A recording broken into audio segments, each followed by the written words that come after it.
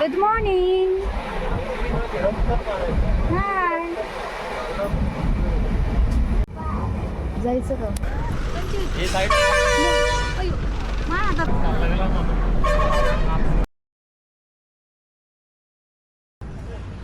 Hello guys, welcome back. New असाल तर welcome.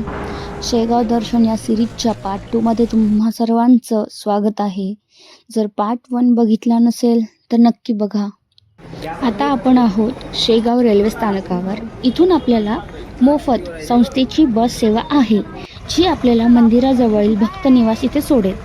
तसं तिन्ही निवासस्थानी जाण्यासाठी आपल्याला संस्थेची बस सेवा उपलब्ध आहेत.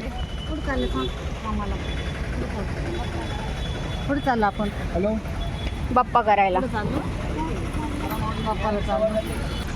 संस्थेची ही जी बस सेवा आहे ती सकाळी अर्ध्या तासांनी असते आणि दुपारी मला वाटतं 1 तासांनी काहीतरी असते आणि ती सकाळी 5 वाजल्यापासून चालू होते. पाणी लागलं ते पिशव्या. ही बस आम्हाला आता मंदिराजवळील निवासस्थानी सोडेल. तिथे गेल्यावरच आम्हाला समजेल की आम्हाला रूम अवेलेबल आहेत की नाही, रूम मिळेल की नाही. जर नाही तर आम्ही नेक्स्ट निवासस्थानी जाऊ.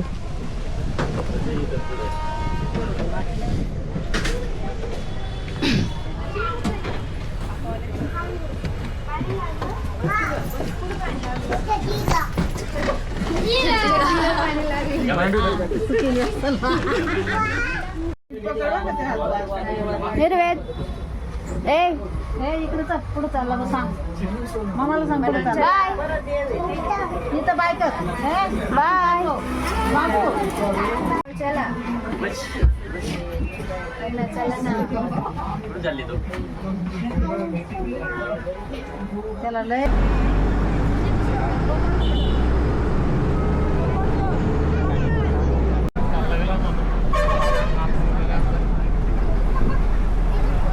कसा कॅमेरा करायचा.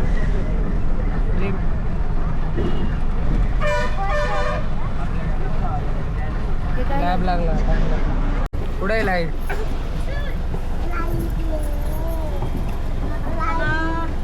म्हणून जमेल ना. तिला म्हणलं जमेल ना. जमेल का घेऊ. जमेल ना.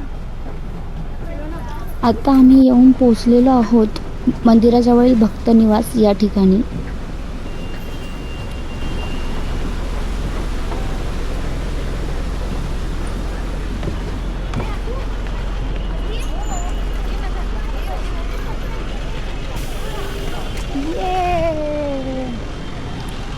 हा आहे भक्त निवासचा परिसर. इथे भक्त निवास 1, 2, 3 असे क्रमांक दिलेले आहेत. जेव्हा तुम्ही बुक करायला जाणार तेव्हा तुम्हाला त्या भक्त निवास क्रमांकानुसार ती बिल्डिंग मिळेल, त्या बिल्डिंगमधली रूम मिळेल. इथे प्रत्येक निवासस्थानी भोजनालय आहे. मंदिराजवळील भोजनालय वेगळं आणि भक्त निवासमधलं भोजनालय वेगळं. हा माझ्या मागे पळतोय कारण याला माझ्या हातातला कॅमेरा हवा आहे. रूम अवेलेबल आहेत की नाही हे चेक करून आलेत. सो इथे रूम आम्हाला 3 तासांनी मिळणार आहे. पण आम्ही सकाळपासून आंघोळ नाही केली, काही खाल्लं नाही आहे, त्यामुळे आम्ही एवढ्या थांबू नाही शकत. त्यामुळे आम्ही नेक्स्ट निवासस्थानी चाललो आहे. म्हणजे आनंद विहार आणि विसावा ह्या दोन्ही निवासस्थानी जाण्यासाठी एकच बस आहे, कारण ते एकाच ठिकाणी आहे. जवळजवळ 3 किलोमीटर असेल ते ह्या भक्तनिवास मंदिराजवळ भक्तनिवासापासून.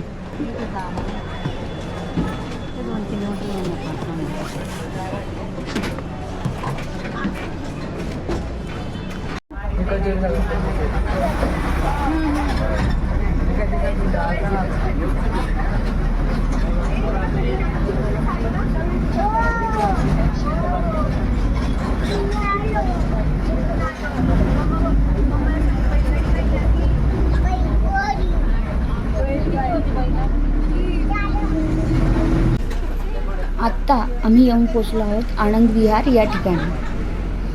इथे बसमधून उतरल्यावर मी पाहिलं की उतरणाऱ्यांसाठी किंवा मला बसची वाट बघणाऱ्यांसाठी बसण्याची उत्तम सोय केलेली आहे. ही गोष्ट मला खूप आवडली. आता इथे ह्या ठिकाणी पोचल्यानंतर आता आम्हाला आधी चेक करावं लागेल इथे सुद्धा रूम अवेलेबल आहेत की नाही. आता आपण आधी चेक करूया. रूम आहेत किंवा नाही आहे तिथे. हे बघा इथे तुम्हाला बसचा टायमिंग दिलेला आहे. सकाळी 5 ते 9 अर्ध्या तासानी, 9 ते 12 दर तासानी, दुपारी 12पासून जसं अवेलेबल असतील भक्त तर त्यानुसार बस सेवा दिलेली आहे.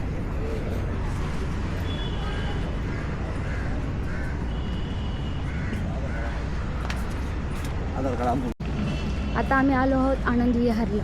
कारण भक्ती निवासच्या शेजारी आम्हाला एकही रूम खाली मिळाली नाही. ते लोक बोलले 3 तास लागेल. त्याच्यामुळे आम्ही आता आनंद विहार इथे आलो आहे.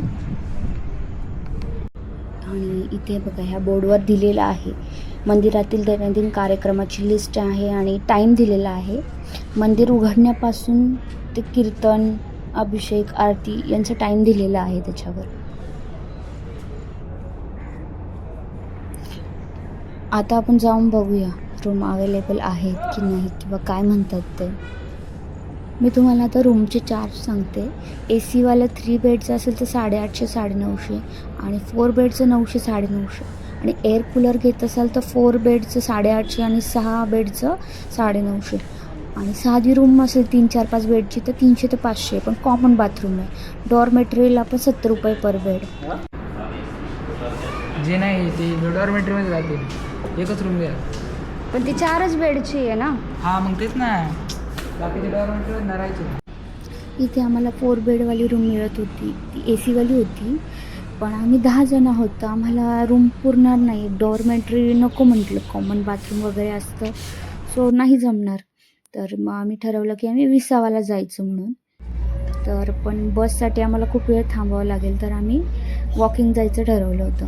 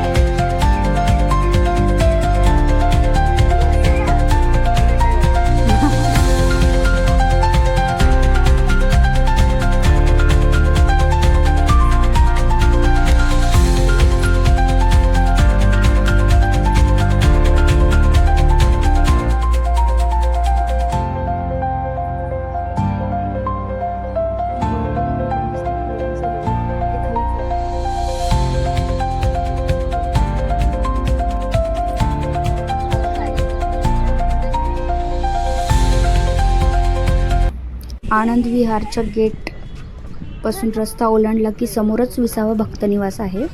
सो आम्ही तिथून चालत आलो आहे आणि चालत आल्यानंतर हे बघा हा 20वाचा परिसर आहे आणि हे जे समोर दिसतं आहे ते एंट्री गेट आहे. तिथून आम्ही चालत आलो आहे आणि हे आहे भक्तनिवासचा. एंट्री केल्यानंतर प्रत्येक भक्तनिवासमध्ये सेम आहे एंट्रन्स. असं बसायला सोफे वगैरे, लिफ्ट असं इकडे सेम आहे.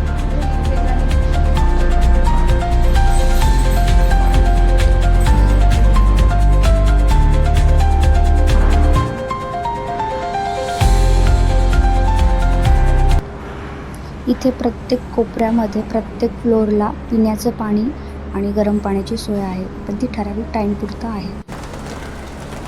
मी तुम्हाला शॉर्टकटमध्ये आमची रूम दाखवते. आम्ही 4 बेडवाल्या 2 रूम बुक केल्या होत्या. त्यातल्या एकच रूमचा मी व्हिडिओ काढला आहे. एंटर केलं राईट साईडला बाथरूम आणि टॉयलेट कंबाईन आहे. मग बाहेर बेसिंग आहे आणि आतमध्ये अशी 4 बेडची रूम आहे.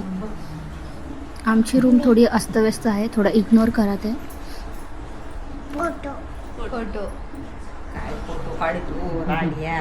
आवरा आपल्याला जायचं आहे पप्पा करायला. सगळ्या भक्तनिवासपैकी मला असं वाटतं 20वा हे सगळ्यात मोठं भक्तनिवास आहे. तर गाईज शेगावच्या सिरीजमधला पार्ट 2 मी आता इथेच एंड करते आहे.